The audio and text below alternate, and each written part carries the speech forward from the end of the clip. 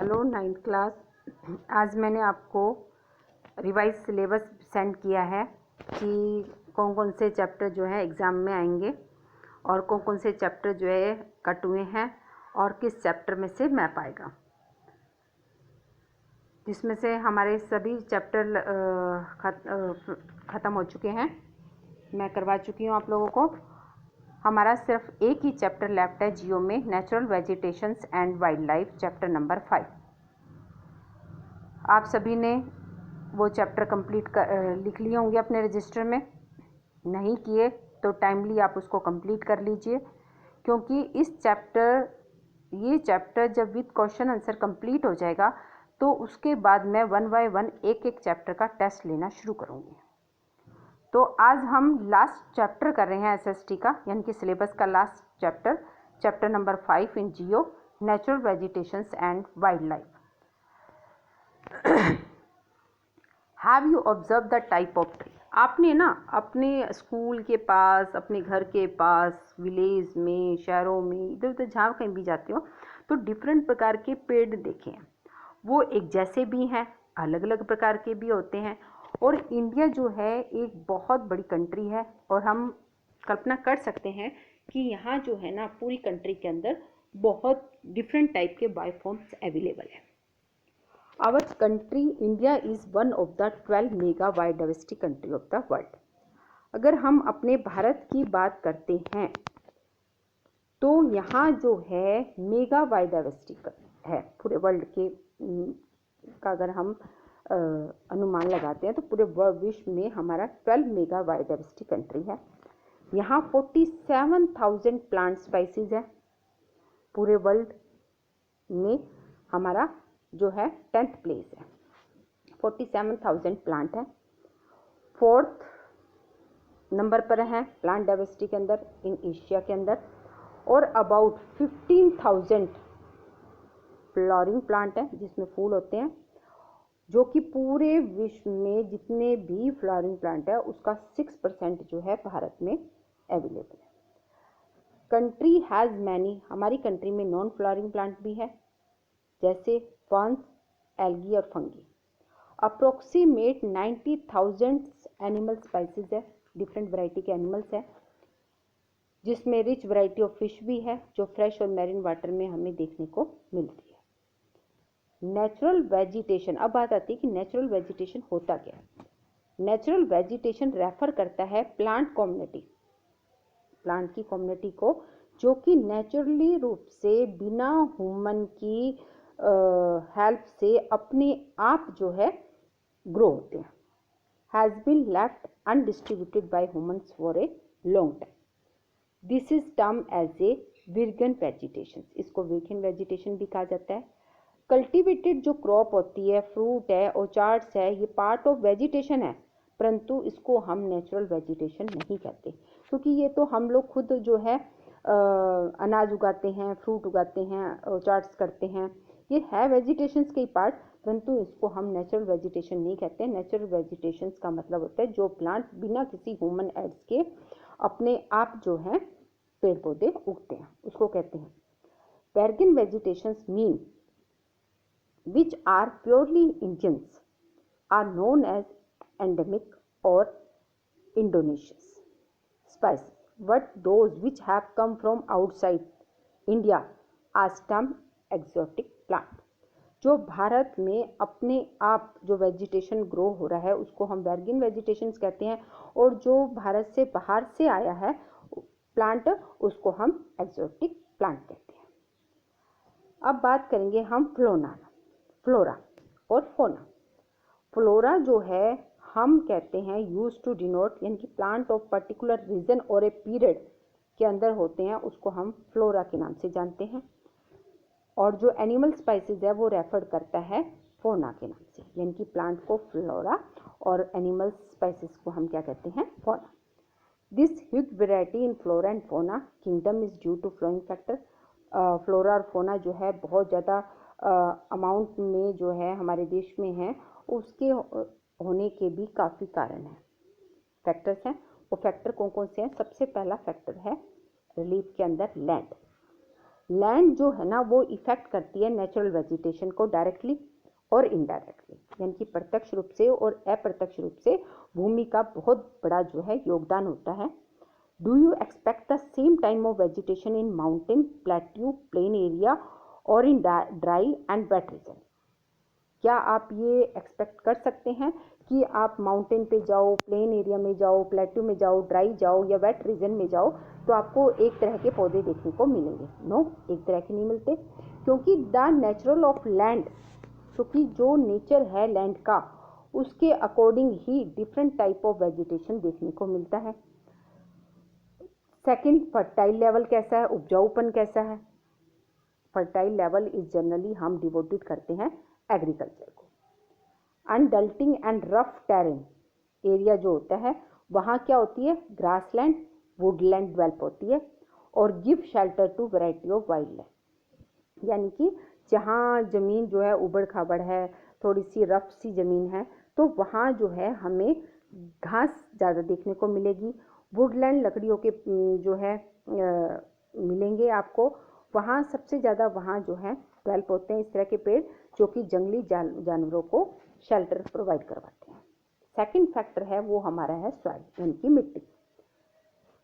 Soil भी different type की मिलती है, मैंने आपको सॉइल वाला चैप्टर में करवाया था कि black soil, arable soil, lateral soil, ये डिफरेंट प्रकार की सॉइल जो होती है और उसके लिए डिफरेंट वेजिटेशन के लिए डिफरेंट सॉइल जो है ज़रूरी है। सैंडी सॉइल जो है डेजर्ट में मिलती है, रेतीली मिट्टी हमें मिलती है रेगिस्तान में, जहाँ किस प्रकार के पौधे होते हैं, कैक्टस एंड थ्रोन, इस प्रकार के पौधे मिलते हैं। जबकि अगर हम गीली दलदली वाली ज़मीन की तरफ बात करेंगे तो वहाँ मैशी, डेलेटिक और जो है सॉइल स्पॉटेड करती है मैनग्रोव और डेलेटिक वेजिटेशंस को, इस प्रकार के पेड़ पौधे मिलते हैं। हिली स्लोप के अंदर जो है सॉइल जो है with some depth of soil जो है कॉनिकल ट्री मिलते हैं, इनकी कोन के आकार के पेड़ पौधे जो है हिली एरिया पर ज़्यादा देखने को मिलते हैं। तो जिस प्रकार की मिट्टी है उसी प्रकार की वेजिटेशंस होती है, तो ये फैक्टर भी इफेक्ट करता है लैंड के साथ साथ। फिर थर्ड जो फैक्टर है वो हमारा है सेकंड, रिलीफ में लैंड एंड सॉइल आ गया। सेकंड फैक्टर है हमारा क्लाइमेट, जिसमें हम लेंगे टेम्परेचर को, क्योंकि टेम्परेचर भी बहुत इंपॉर्टेंट रोल प्ले करता है। Character and extent of vegetation की बात करते हैं तो by temperature along with humidity in the air, prescription and soil. तो पेड़ पौधों के लिए तापमान कैसा है, ह्यूमिडिटी कैसी है हवा में, प्रिस्क्रिप्शन कैसी है, मिट्टी कैसी है, ये सब बातें डिपेंड करती है। On the slope of Himalaya and hill of the peninsula, अगर हम इसकी बात करें, हिमालय के स्लोप की बात करते हैं या हिली एरिया की बात करते हैं, तो वहाँ पेड़ों की लंबाई जो है 915 मीटर्स हाइट होती है। द फॉल इन टेम्परेचर कम होता है, तो उसी प्रकार के जो है टाइप ऑफ वेजिटेशन को इफेक्ट करते हैं। And its growth and change it from tropical to sub tropical temperature and alpine vegetation. तो क्योंकि ये चेंज होता है ट्रॉपिकल से सब ट्रॉपिकल में, टेम्परेचर मूव करता है, टेम्परेचर चेंज होता है, जिसकी वजह और अल्पाइन वेजिटेशंस ग्रो होते हैं। तो ये है टेम्परेचर की बात कि जैसा तापमान होगा उसी प्रकार के पेड़ पौधे आपको देखने को मिलेंगे। जैसे वेजिटेशन जोन की बात करते हैं, tropical, sub tropical, temperature, alpine. तो ट्रॉपिकल एरिया में above 24 degree, mean temperature in जनवरी के अंदर अबव 18, और यहाँ नो फ्रॉस्ट, कोई मतलब कि वो नहीं है, धुंध वगैरह नहीं है। 70 to 24 डिग्री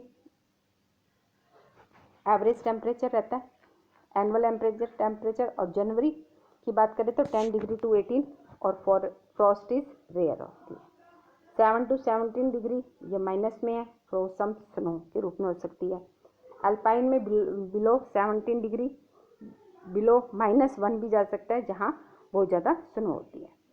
तो ये है इन्वायरमेंट एटलस ऑफ इंडिया, ठीक है।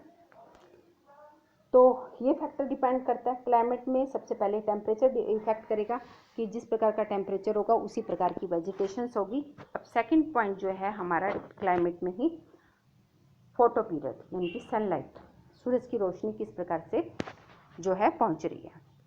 Variations in durations of sunlight at different place is due to difference in latitude, altitude, season and duration of the day.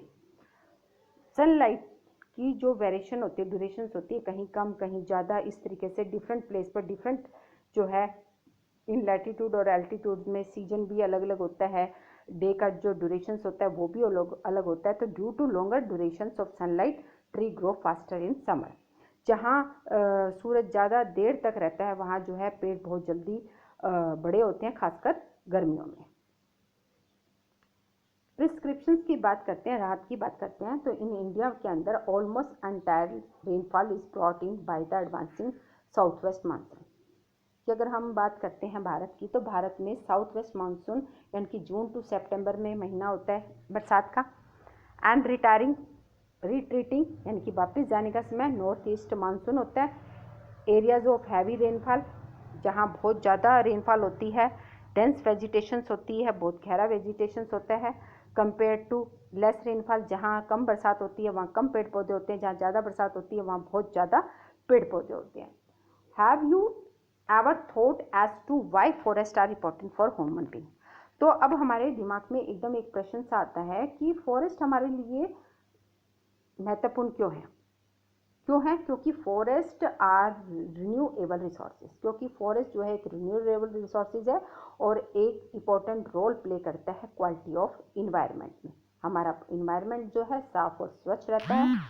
They modify local climate, forest होने की वजह से climate को modify, forest है तो climate modify भी होगा, वो सॉइल इरोजन पे कंट्रोल भी करेगा, स्ट्रीम फ्लो पर रेगुलेट भी करेगा और इंडस्ट्रियाँ को भी सपोर्ट भी देगा और साथ में प्रोवाइड लाइवहुड भी। मैनी कम्युनिटी के लिए जो है जिंदगी जीने का सहारा भी है।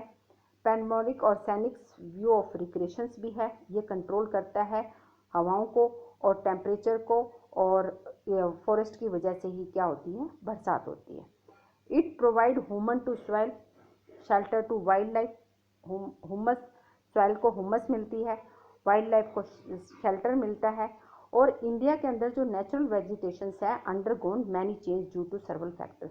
भारत के अंदर जो नेचुरल वेजिटेशंस होते हैं उसमें परिवर्तन होने के बहुत सारे फैक्टर्स हैं। वो फैक्टर क्या क्या हैं?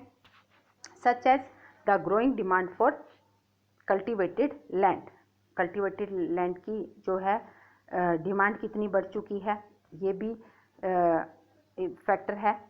इंडस्ट्रियाँ कितनी डेवलप हुई है, माइनिंग और urbanisations, over grazing of pastures, इस सब की वजह से भी हमारा नेचुरल वेजिटेशन काफ़ी हद तक चेंज होता है। द वेजिटेशन जो कवर करता है भारत में, भारत का मोस्ट पार्ट जो है, लार्ज पार्ट जो है कवर किया हुआ है। Expect in some in excessively region like Himalaya, hilly region, central India and the मरुस्थली, खासकर जो मरुस्थल स्थान है, हिमालयज है, यहाँ थोड़ा सा एक्सेसिबल नहीं है हमारा vegetations. And the vegetations of most the area, खासकर जो है वेजिटेशंस है वो मॉडिफाई करता है एट सम प्लेस पर, रिप्लेस करता है, डिग्रेडेड करता है, किसके द्वारा? ह्यूमन के द्वारा। क्योंकि जैसे जैसे पॉपुलेशन इंक्रीज होगी तो हमारे फॉरेस्ट पर इसका इफेक्ट आएगा। According to India state of forest की रिपोर्ट 2011 की बात करें तो भारत में जो है फॉरेस्ट ने कवर कर रखा है 21.0%।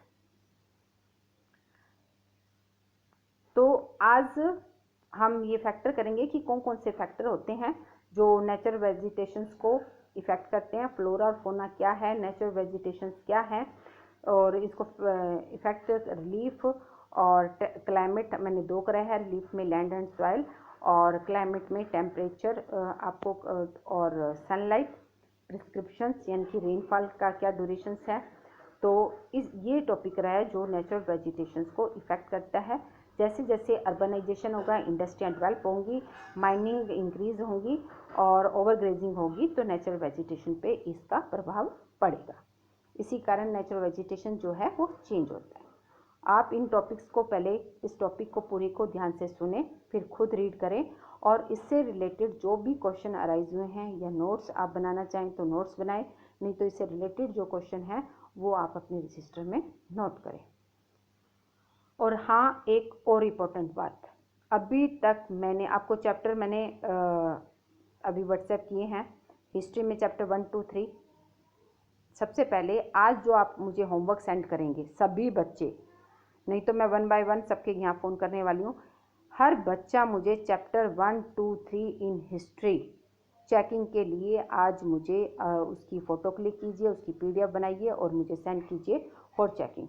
अगर आपने ऐसा नहीं किया तो मैं आपके यहाँ कॉल करूँगी और फिर आप अपने रजिस्टर मुझे स्कूल में देके जाएंगे चेक करवाने के लिए।